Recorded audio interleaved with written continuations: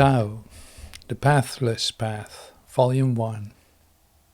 Talks on extracts from the Lao Tzu. Talks given 11/2/77. English Discourse Series. Chapter 1. Voluntary Death. When Lao Tzu was eating at the roadside on a journey to Wei, he saw a 100-year-old skull. Picking a stalk, he pointed to the skull and, turning to his disciple Pai Feng, said, "Only he and I know that you were never born and will never die. Is it he who is truly miserable? Is it we who are truly happy?" I rejoice in Lao Tzu. He is one of the most perfect expressions for the inexpressible. Truth cannot be expressed. That inexpressibility is intrinsic to truth. Thousands and thousands of people have tried to express it, and very few have succeeded even in giving a reflection of it. Lao Tzu was one of those very few. He's rare. Before we start entering into this world, a few things have to be understood about him, his approach. His approach is that of an artist, the poet, the storyteller, and he's a master storyteller. Whenever somebody has experienced life, his experience has flowered into parables. That seems to be the easiest way to hint at that which cannot be said. A parable is a great device. It's not just an ordinary story. The purpose of it is not to entertain you. The purpose of it is to say something which there is no other way to say. Life cannot be put in a theory. It is so vast. It is so infinite. A story by its very nature is closed. A story has to be closed. If it is a theory, it cannot be open-ended. Otherwise it will be meaningless. A parable is open-ended, it says, and yet it leaves much to be said. It only hints, and that which cannot be said can be shown. It is a finger pointing to the moon. Don't cling to the finger. That's irrelevant. Look at the moon. These parables in themselves are beautiful, but that's not their purpose. They go beyond. They are transcendental. If you dissect a parable itself, you will not come to much understanding. It is like the navel in the body of man. If you go to the surgeon and ask him what the purpose of the navel is in the body, and if he dissects the body, he will not find any purpose. The navel seems almost useless. What is the purpose of the navel? It was purposeful when the child was in the womb. Its purpose was that it related the child to the mother. It connected the child with the mother. But now the child is no longer in the womb. The mother may have died. The child has become old now. And what is the purpose of the navel? It has a transcendental purpose. The purpose is not in itself. You will have to look everywhere, all around, to find the indication. Where it indicates. It indicates that the man was once a child, and the child was once in the womb of a mother. That the child was connected with the mother. This is just a mark that the past has left. As the navel shows something about the past, a parable shows something about the future. It shows that there is a possibility of growing, of being connected with existence. Right now, that is only a possibility. It is not actual. If you just dissect the parable, it becomes an ordinary story.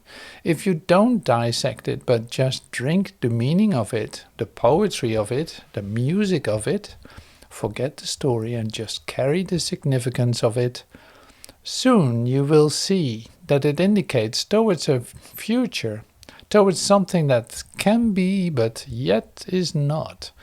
It is transcendental. In the West, except for Jesus' parables, nothing like Lao Tse, Zhang Tu, Buddha, nothing like these people's parables exist, only Jesus. And even Jesus' parables seem to be such that he must have carried them from the East. There are Aesop's parables, but they are also reflections of the great book of parables of the East, Panchatantra, the parable in an Eastern invention, and of tremendous import. So the first thing to be understood about Lao Tse that he is not a theoretician. He will not give you any theory, he will simply give you parables. A theory can be dissected. Its meaning is in it. It has no transcendence. The meaning is immanent. A parable cannot be dissected. Dissect, and it will die. The meaning is transcendental. It is not in it. It is somewhere else. It has to be. You have to live a parable. Then you will come to its meaning. It is to become your heart, your breathing. It has to become your inner rhythm. So these parables are tremendously artistic, but not mere art. Great religion is contained in them. Lao Tse is not a theologian either. He does not talk about God. He talks God, but he does not talk about God. Whatsoever he says comes from the source, but he does not talk about the source. Let it be clear, very clear to you. There are two types of people. One who talks about God, he's a theologian. And one who talks God, he is the mystic. Lao Tse is the mystic. The man who talks about God has not known God. Otherwise, why should he talk about? The about shows his ignorance. When a man talks God, he has experienced. When God is not a theory to be proved, disproved, no, then God is his very life, to be lived. To understand a man like Lao Tse, you will have to live an authentic life. Only then, through your own experience, will you be able to feel what he means by his parables. It is not that you can learn the theories and become informed. The information will not help. Unless you know, nothing is going to help. So if these parables create a thirst in you to know, a great desire to know, a great hunger to know, if these parables lead you to an unknown journey, on a pilgrimage, then only by treading the path, you will become acquainted with the path. Lao Tse, Zhang Tu, Lao Tzu, the three Taoist masters only talk about the way. Tao means the way. They don't talk about the goal at all. They say the goal will take care of itself. You need not worry about the goal. If you know the way, you know the goal, because the goal is not at the very end of the way. The goal is all over the way. Each moment and every step it is there. It is not that when the way ends you have arrived at the goal. Each moment, wherever you are the goal if you are on the way. To be on the way is to be at the goal. Hence, they don't talk about the goal. They don't talk about God. They don't talk about moksha, nirvana, enlightenment. No, not at all. Very simple is their message. You have to find the way. Things become a little more complicated because they say the way has no map. The way is not charted. The way is not such that you can follow somebody and find it. The way is not like a superhighway. The way is more like a bird flying in the sky. It leaves no marks behind. The bird has flown, but no marks are left. Nobody can follow. So the way is a pathless path. It is a path, but it is a pathless path. It is not ready-made, available. You cannot just decide to walk on it. You will have to find it. And you will have to find it in your own way. Nobody else's way is going to function. Buddha has walked, Lao Tse has walked, Jesus has walked, but those ways are not going to help you because you are not Jesus and you are not Lao Tse and you are not Lie Tzu. You are you, a unique individual. Only by walking, only by living your life, you find the way. This is something of great value. That's why Taoism is not organized religion and cannot be. It is an organic religion, but not an organized religion. You can be a Taoist if you simply live your life authentic, spontaneously, if you have the courage to go into the unknown on your own, individual, not leaning on anybody, not following anybody, simply going into the dark night, not knowing whether you will arrive anywhere or you will be lost. If you have the courage, that risk is there. It is risky, it is adventurous. Christianity, Hinduism, Mohammedanism are superhighways. You need not risk anything. You simply follow the crowd. You go with the mob. With Tao, you have to go alone. You have to be alone. Tao respects the individual, not the society. Tao respects the unique and not the crowd. Tao respects freedom and not conformity. Tao has no tradition. Tao is a rebellion, and the greatest rebellion possible. That's why I call Tao the pathless path. It is a path, but not like other paths. It has a very different quality to it. The quality of freedom, the quality of anarchy, the quality of chaos.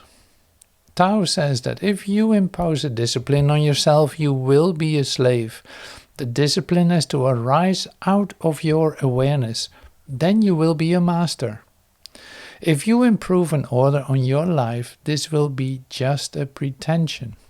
The disorder will remain deep in the very core of your being. The order will be on the surface. At the center, there will be disorder. This is not going to help. The real order arises not from the outside, but from the innermost core of your being. Allow disorder. Don't repress it. Face it. Take the challenge of disorder. And by taking the challenge of disorder and living it, living dangerously, an order arises in your being. That order is out of chaos, not out of any pattern.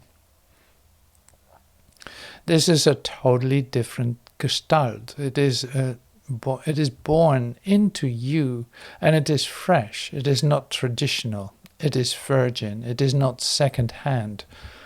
Tao does not believe in the second-hand religion and in the second-hand God. If you take the God of Jesus, you become a Christian. And if you take the God of Krishna, you become a Hindu. If you take the God of Muhammad, you will become a Mohammedan. Tao says, but until you find your God, you are not on the way. So all these ways simply distract you from the real way. Following others, you are going astray. Following any pattern of life, you are becoming a slave. Following any pattern, you are imprisoning yourself. And God, or Tao, or Dharma, or truth, is possible only to one who is absolutely free, unconditionally free. Of course, freedom is dangerous because there's no security in it, no safety in it. There's a great safety when you are following a crowd. The crowd protects you.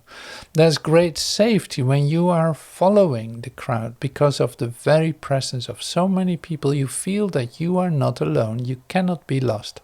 Because of this security, you are lost. Because of this security, you never search and never seek and never inquire. And truth cannot be found unless you have inquired, unless you have inquired on your own. If you take borrowed truths, you become knowledgeable, but to be knowledgeable is not to know. Tao is very much against knowledge. Tao says that even if you are ignorant and the ignorance is yours, it is good, at least it is yours. And it has an innocence to it. But if you are burdened with accumulated knowledge, scripture, tradition, when you are living a false pseudo-life, then you are not really living. You are just pretending that you are living. You are making impotent gestures, empty gestures. Your life has not the intensity, the passion. Cannot have the passion. That passion arises only when you move on your own, alone, into the vast sky of existence. Why can't you move alone? Because you don't trust life. You move with Mohammedans, you move with Hindus, you move with Jews. Because you don't trust life, you trust crowds. To move alone, one needs great trust in life, the trees, the rivers, the sky, the eternity of all. One trusts this. You trust man-made concepts, you trust man-made systems, you trust man-made ideologies. How can man-made ideologies be true? Man has created these ideologies just to hide the fact that he does not know, to hide the fact that he is ignorant. Man is cunning, clever, and he can create rationalizations. But these rationalizations are bogus. You cannot move with them into truth. You will have to drop them. Tao says that ignorance is not the barrier against truth. Knowledge is the barrier. Let me tell you a few anecdotes. In Samuel Beckett's great work, Waiting for Godot, happens this small incident. Ponder over it. Two tramps, Vladimir and Estragon, are on stage. They are here to wait, just as everybody else in the world is waiting. Nobody knows exactly for what. Everybody is waiting, hoping that something is going to happen. Today it has not happened, tomorrow it is going to happen. This is the human mind.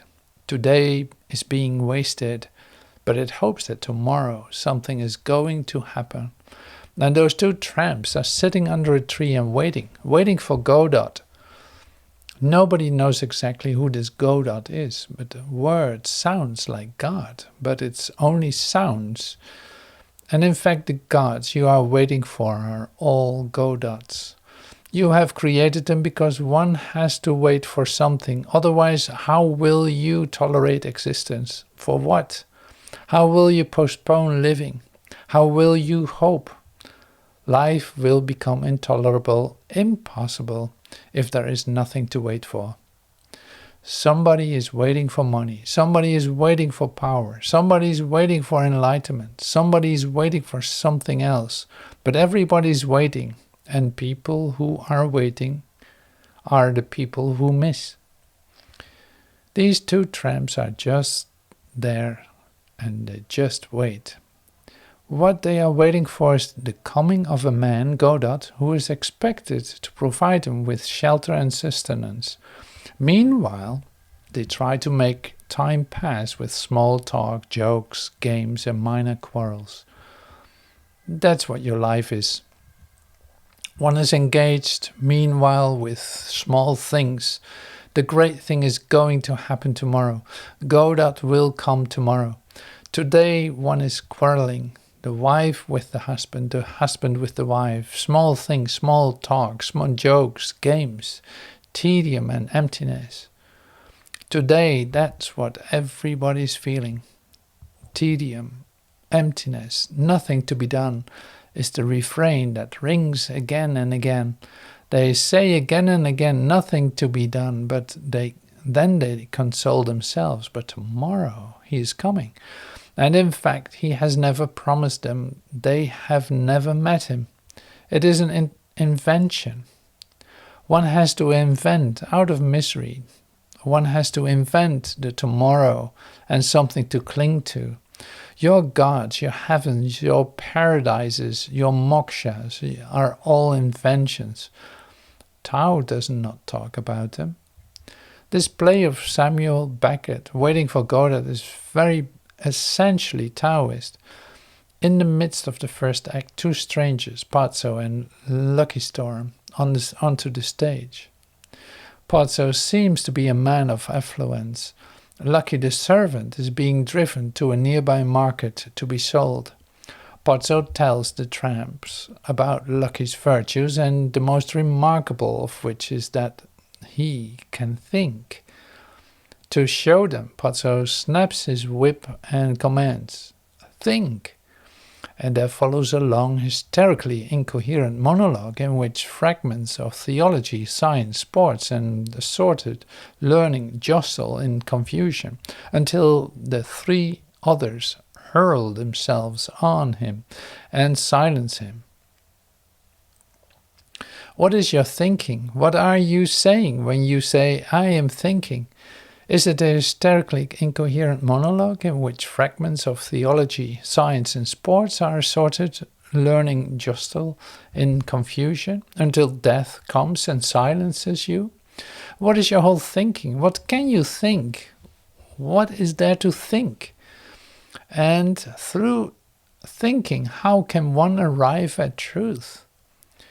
Thinking cannot deliver truth. Truth is an experience. And the experience happens only even when thinking is no longer there. So Tao says that theology is not going to help. Philosophy is not going to help. Logic is not going to help. Reason is not going to help. You can go on thinking and it will be nothing but invention, the pure invention of human mind, to hide its own stupidity. And then you go on and on and on. One dream can lead to another, and that other dream can lead into another. Dream within a dream, that's what philosophy, theology is. I've heard a Taoist parable. A man of the state of Cheng was one day gathering fuel when he came across a startled deer, which he pursued and killed. Fearing lest anyone should see him, he hastily concealed the carcass in a ditch and covered it with plantain leaves, rejoicing excessively at his good fortune. By and by he forgot the place where he put it, and, thinking he must have been dreaming, he set off towards home, humming over the affair on his way. Meanwhile, a man who had overheard his words acted upon them and went and got the deer. The latter, when he reached his house, told his wife, saying, "A woodman dreamt he had got a deer, but he did not know where it was. Now I have got the deer, so his dream was a reality." "It is you," replied the wife, who have been dreaming. "You saw a woodman. Did he get the deer? And is there really such a person? It is you who got the deer. How then can his dream be a reality?" "It is a true," assented the husband, "that I have got the deer. It is therefore of little importance whether the woodman dreamt the deer or I dreamt the woodman." Now when the woodman reached his home, he became much annoyed at the loss of the deer, and in the night he actually dreamt where the deer then was and who had got it. So next morning he proceeded to the place indicated in his dream, and there it was. He then took legal steps to recover possession. And when the case came on, the magistrate delivered the following judgment. The plaintiff began with a real deer and an alleged dream. He now comes forward with a real dream and an alleged deer. The defendant really got the deer, which the plaintiff said he dreamt, and is now trying to keep it, while according to his wife, both the woodman and the deer are but the figments of a dream, so that no one got the deer at all. However, here's the deer, which you had better divide between you. Nothing else can be done. When the Prince of Cheng heard this story, he cried out. The magistrate himself must have dreamt the case. Dream within dream within dream. This is how the mind goes on. Once you start dreaming, there's no end to it. And what you call thinking is better called dreaming. It is not thinking. Remember, truth needs no thinking, it needs experience. When you see the sun and the light, you don't think about it, you see it. When you come across a rose flower, you don't think about it, you see it. When the fragrance comes into your nostrils and you smell it, you don't think about it. I'm here, you are looking at me, there's no need to think about me. Whenever you are close to reality, thinking is not needed. When reality is enough, then the experience is enough. When you are far away from reality, you think you substitute thinking for reality. A man who has eaten well is not going to dream in the night that he has been invited to a feast. A man who has fasted in the day is bound to dream in the night that he has been invited to a feast.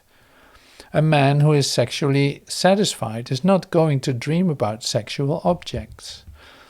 That's the whole of the Freudian psychology. You dream about things which are missing in your life. You dream to compensate. That's the whole Taoist approach too. What Freud was thinking about, what Freud says about thinking, about dreaming, the Taoist approach says about thinking as such. And dreaming is only a part of thinking and nothing else. Thinking is dreaming with words. Dreaming is thinking with pictures. That's the only difference. Dreaming is a primitive way of thinking, and thinking is a more evolved way of dreaming. More civilized, more cultured, more intellectual. But it's the same. Only the pictures have been replaced by words. And in a way, because pictures have been replaced by words, it has gone even further away from reality, because reality is closer to pictures than to words. Lietzu is not thinker. Let that sink in you deeply, that will help you to understand his parables. Lietzu is a poet, not a thinker. And when I say poet, I mean one who believes in experiencing, not in speculations. The poet is in search. His search is for the beautiful, but beauty is nothing but truth glimpsed. Truth, when you just glimpse it for a moment, appears as beauty. When truth is realized totally, then you come to know what beauty was only a function of truth. Wherever truth exists, there exists beauty. It is a shadow of truth. When truth is seen through screens, it is beauty. When beauty is naked, it is truth. So the difference between the poet and the mystic is not much. The poet is coming closer, the mystic has arrived. For the poet, there are only glimpses of truth. For the mystic, truth has become his very life. The poet is only sometimes transported to the world of truth and then falls back again. For the mystic, truth has become his abode. He lives there. He lives as truth. Poets come closest to religion. Thinkers, philosophers, logicians, theologians, scientists are very far away. Their whole approach is verbal. The poetic approach is more existential, and the mystic's approach is existential par excellence. It is absolutely existential. Tao means to exist on the way, and to exist in such a way that the way and you are not two. This existence is one. We are not separate from it. The separation, the idea of separation is very illusory. We are joined together. We are one whole. We are not islands. We are one continent. You are in me, I am in you. The trees are in you. You are in the trees. It is interconnected whole. Osho has said, it is as if it were a fast spider web. Have you tried? Touch the spider web anywhere and the whole web starts shaking, trembling. The whole vibrates. Touch a leaf on a tree and you've made all the stars vibrate with it. You may not be able to see it right now, but things are so deeply related that it is impossible not to touch the stars by touching a leaf or the small leaf of a tree. The whole is one. Separation is not possible. The very idea of separation is the barrier. The idea of separation is what we call the ego. If you are with the ego, you are not on the path. You are not in TAO. When the ego is dropped, you are in TAO. TAO means an egoless existence, living as part of this infinite whole, not living as a separate entity. Now, ordinarily, we have been taught to live as separate entities, and we have been taught to have our own will. People have come to me and they ask me, how should we develop our willpower? TAO is against will. TAO is against willpower because TAO is for the whole and not for the part. When the part exists in the whole, everything is harmonious. When the part starts existing on its own, everything becomes disharmonious. There is discord, conflict, confusion.